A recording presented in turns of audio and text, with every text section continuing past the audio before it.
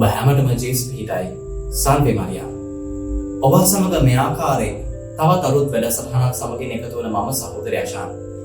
ඉතින් කලින් කිව්ව ආකාරයටම භාග්‍යවත් කන්‍ය මරියාව සහ ශුද්ධ වූ ජොසේතුමන් වසර 2000ක් තිස්සේ අද වෙනතුරු විවාහයට පැමිණෙන්න බලාපොරොත්තු වෙන වගේම විවාහ ජීවිතයට ඇතුළත් වුණු හැම කෙනෙක්ටම විශ්වාසවන්ත සහ ශුද්ධවන්ත විවාහ ජීවිතයක් ගත කරන්නේ කොහොමද කියන කාරණාව ගැන මහත් ආදර්ශයක් ලබා දෙනවා.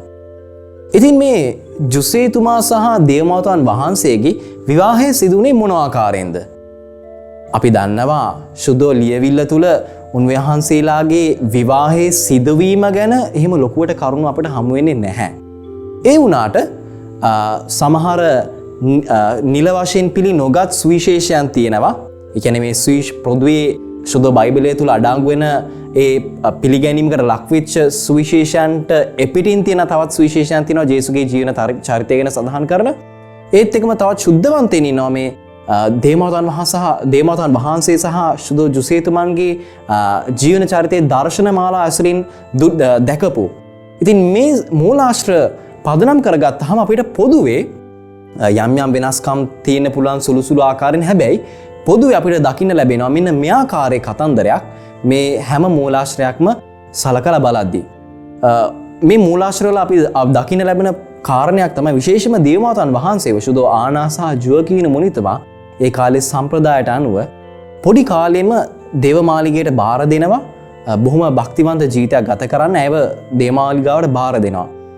දේවමාලිගාව තුළ දේවමාතාන් වහන්සේ බොහෝම පිරිසිදු, බොහෝම නිර්මල, ඒත් එක්කම දේව ගරුබිය ඇතුව උන්වහන්සේ ජීවත් වෙනවා මේ දේවමාලිගාව තුළ ඒ පූජකයන්ටත් ගරු කරමින්.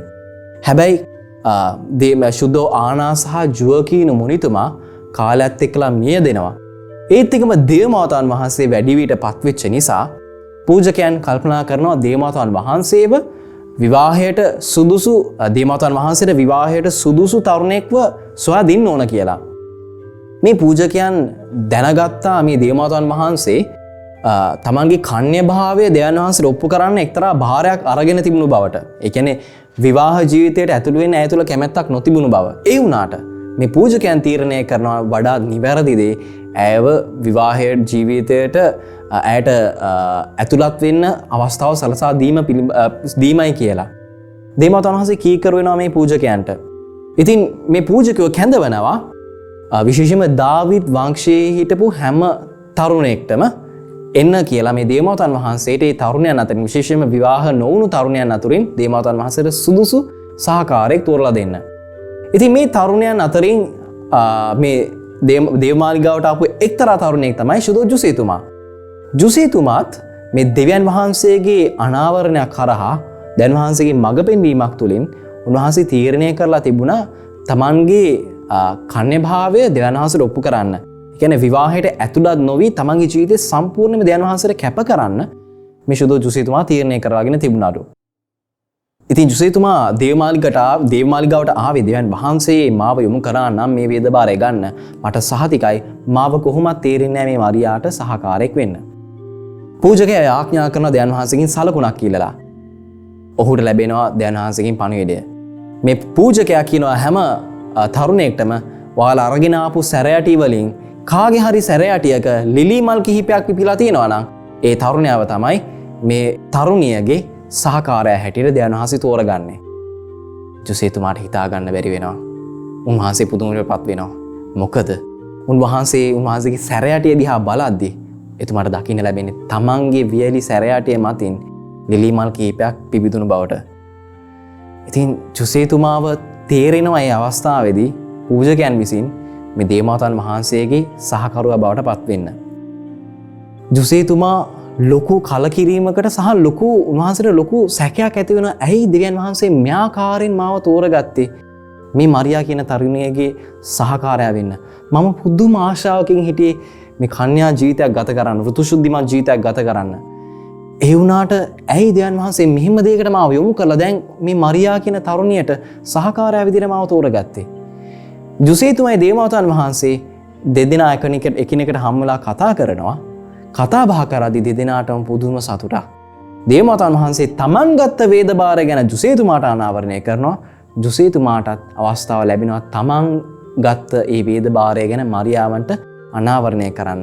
දෙදෙනාටම පුදුම ප්‍රීතියක්. මොකද දැන් දෙදෙනාටම අවස්ථාව ලැබෙනවා ඒ වේද භාරයන් ගත්ත කාන්තාවක් සහ පුරුෂයෙක් හැටියට දෙදෙනාට තවදුරටත් පුදෙක් සැමියා සහ බිරිඳ වගේ නෙමෙයි.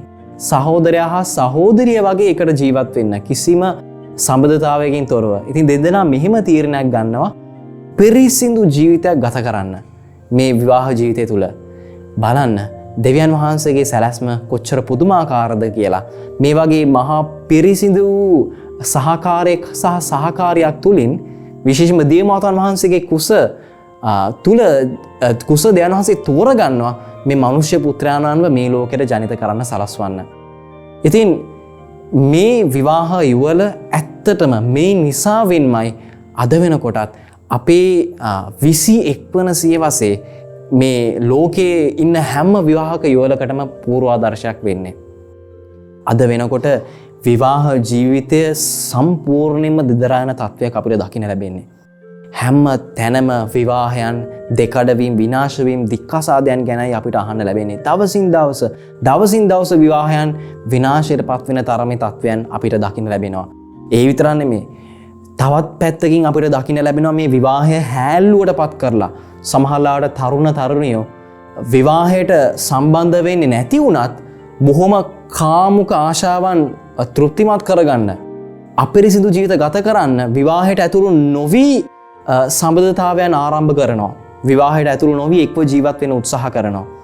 ඉතින් මෙවැනි පාපයන් අපිට දකින්න ලැබෙනවා අද දවසේ අපි අද මේ 21 වන සතවර්ෂය අපි ජීවත් වෙන මේ ලෝකයේ තුල.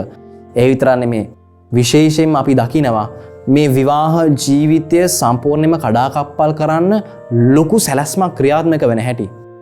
ටෙලිනාට්‍ය ගත්තොත් සමහර වෙලාවට ඒ විතරක් මේ සංග්‍රහ ගත්තොත් ඒත් එකම මේ ගුවන් විදුලිය තුල අපිට අහන්න ලැබෙන සමහර දේවල් තුල පවා ගත්තොත් සමහර වෙලාවට අපිට තේරෙනවා මේ දේවල් තුලින් ප්‍රචාරණය වෙනවා මේ විවාහක යුවල් තුල දික්කසාදය ඇති කරන්න හේතුවන්ත වෙන සමහර කාරණාවන්.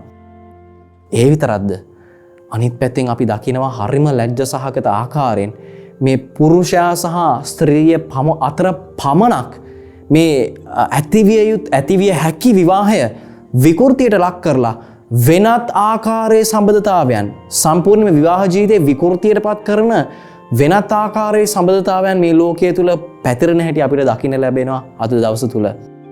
ඒත් එක්කම අනිත් පැත්තෙන් අපි ගත්තොත් මේ නූපන් දරු ගැබ විනාශ කරන ඒ නූපන් දරුවාට ජීවිතය අයිතිවත් තහවුරු කරන්න දෙන්නේ නැති තවත් පාපයන් වලට විවාහක යුවල් සමහරලාට පෙළඹෙන අවස්ථාවන් අපිට දකින්න ලැබෙනවා.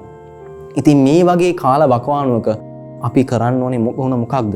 අපි විශේෂයෙන්ම මේ භාග්‍යවත් කන්‍ය මරියාවන්ගෙන් සහ ජුසේතුමාගෙන් ආයදින්න ඕන යාඥා කරන්න ඕන විවාහක යුවල් වලට විශේෂයෙන්ම තමන්ගේ ආශාවන් පිනවන විවාහ ජීවිතයක් නෙමෙයි වෘත්ව ශුද්ධිමත් ධානාසර ප්‍රසන්නවතු ශුද්ධිමත් විවාහක ජීවිතයක් ගත කරන්න අවශ්‍ය වරප්‍රසාද ලබා දෙන්න කියලා.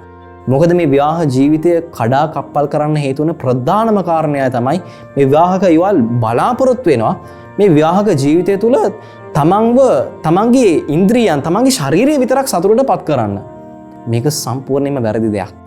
විවාහක යුවල් බලාපොරොත්තු වෙන්න ඕන තමන්ගේ විවාහ ජීවිතය තුළ ධානාසර ප්‍රසන්න ජීවිතයක් ගත කරලා මේ සුද්ධෝ සභාවට දෙවියන් වහන්සේට දරුවන් දායාද කරමින් ශුද්ධවන්ත දරුවන් දායාද කරමින් එකිනෙකාට විශ්වාසවන්තව ජීවත් වෙන්නයි ඔවුන් තීරණය කරන්න ඕන. ඉතින් මම ආරාධනා කරනවා සමහරට මේ වැඩසටහන නරඹන ඔබ විවාහක ජීවිතේට එළඹෙන්න බලාපොරොත්තුව තියෙන කෙනෙක් වෙන්න පුළුවන්. නැත්නම් විවාහපත් වෙලා ඉන්න කෙනෙක් වෙන්න පුළුවන්.